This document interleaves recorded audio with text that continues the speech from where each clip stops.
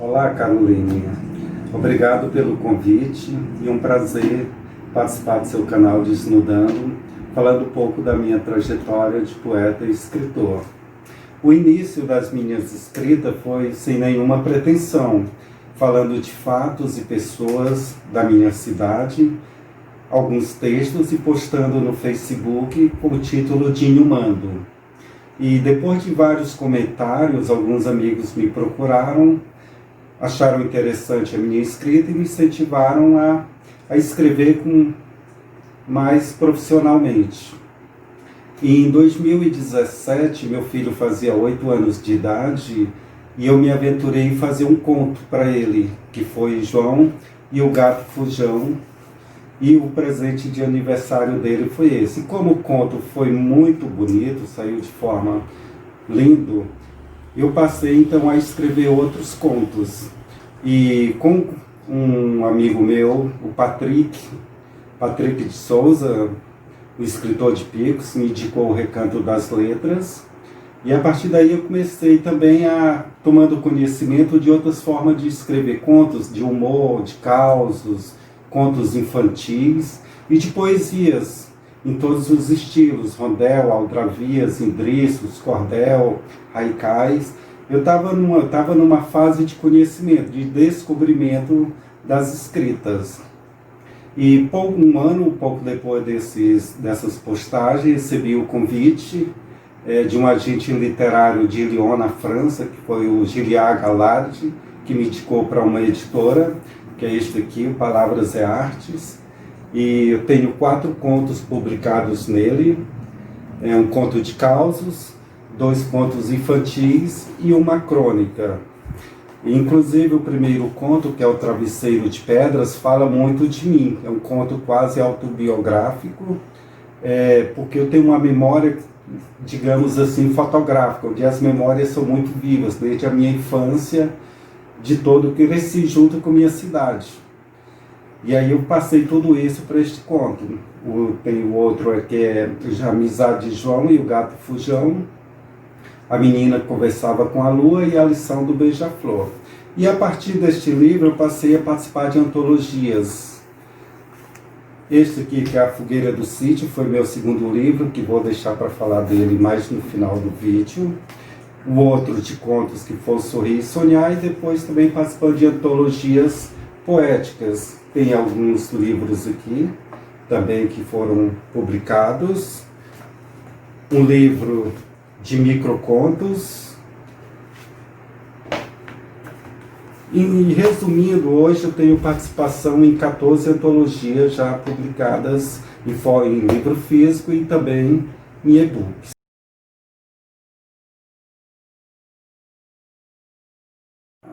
A literatura sempre esteve presente comigo.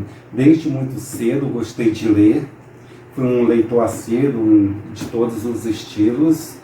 E a matemática, eu sempre fui professor de matemática, mas me efetivei recentemente. Eu tinha que procurar um porto seguro, né? E a matemática, acho que teve uma conexão com a literatura na questão do raciocínio. A matemática também me ensinou muito a pensar. E as escritas, eles puxam muito por nossa imaginação.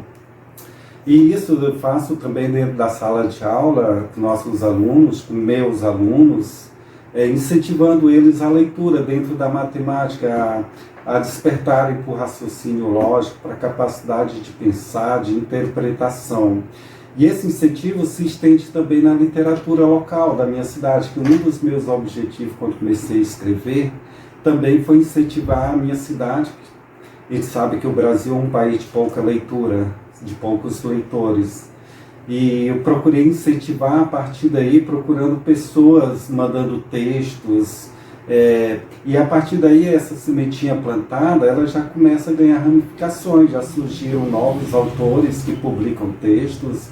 A Caroline Ferraz, que já publicou alguns textos no Recanto da Letra, inclusive seus textos foram muito bem comentados.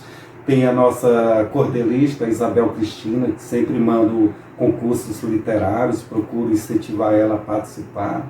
Mais recentemente, recebi alguns textos de uma poetisa a Maria Dionísio também, que lindíssimo, mas com todos os textos ainda nas gavetas, e procurando um incentivo para publicá-los. Então esse é um do meu objetivo também como escritor, procurar que surjam novos talentos para escrever e também que mais leitores na nossa cidade. Além de escrever contos e poesias, participando de antologias, hoje também eu procuro participar de concursos literários, inclusive já participei de vários. O último que participei foi da AGEB, que é a Associação de Jornalistas e Escritores do Rio de Janeiro, e que conquistei o primeiro lugar na categoria Contos, com meu texto Pelas Frestas da Porta. Meu projeto mais recente, que foi esse livro modelo que eu recebi de uma editora, que é uma coletânea de 50 poemas meus, só um livro modelo, que eu ainda estou decidindo se faço a edição definitiva ou não. E o projeto mais futuro é uma coletânea dos meus textos, já publicados nas antologias e outros também que eu tenho inéditos em casa, a publicação de um livro só de contos.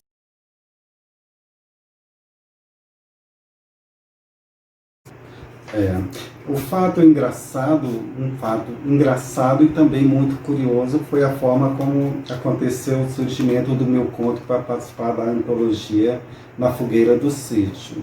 Quando eu recebi o link do regulamento da antologia, faltavam menos de 30 dias. E quando eu ouvi Na Fogueira do Sítio, que tratava-se de um tema dentro do Sítio do Pica-Pau Amarelo, eu fiquei encantado, porque tudo isso fez parte da minha infância. Lembro de todos os capítulos, e eu fiz questão de participar da antologia. Só que passando os dias, o mês diminuindo, e não surgiu um enredo para o conto. E eu me desesperando, acho que meu desespero que mais dificultou. E faltando menos de 15 dias, eu resolvi, peguei a moto e fui para o interior, para a casa de 2 colegas meus. E no final da tarde, eu sentado na varanda com ele, lá cercado de mato, sentou um pássaro. E ele me perguntou que pássaro era aquele, você conhece? Eu disse, não conheço, esse é um rasga-mortalha. Eu disse, rasga-mortalha? Esse pássaro, ele não gosta de chuva, não gosta de inverno. Ele canta chamando sol, ele prefere o verão. Eu achei aquilo engraçado, me inculcou com aquele folclore dentro da história do pássaro. Inclusive, ele voou depois um pouco mais adiante, de lá ele cantou, e realmente era um canto horrível. Peguei a moto, tardezinha, voltando para casa, martelando aquela história do pássaro, e mais na frente encontrei um caçador na estrada, tudo era mata, uma chapada, e ele com uma espingarda e um apito na boca. Era um apito que imitava o canto da nambu, artifícios que eles usam para caçar os animais. E aí eu fui juntando a história do pássaro com o apito, o caçador. Quando eu cheguei na cidade, o conto estava praticamente pronto na minha cabeça, o enredo. Foi chegar, sentar no notebook e escrever, porque a partir daquele do pássaro e do caçador, o enredo foi criado. O meu conto, quem narra é o tio Barnabé. Eu usei como personagens folclóricos o Saci Pererê e o Caipora, e também a coruja rasga-mortalha. E o conto saiu, e entre dezenas de contos enviados, o meu ficou entre os 10 selecionados, que é a Caverna Rasga-Mortalha. E para mim foi um sonho realizado, porque fazer parte do mundo encantado de Monteiro Lobato, escrever uma história dentro da terra do Sítio do Pica-Pau Amarelo, para mim foi o máximo, foi uma das grandes realizações como escritor.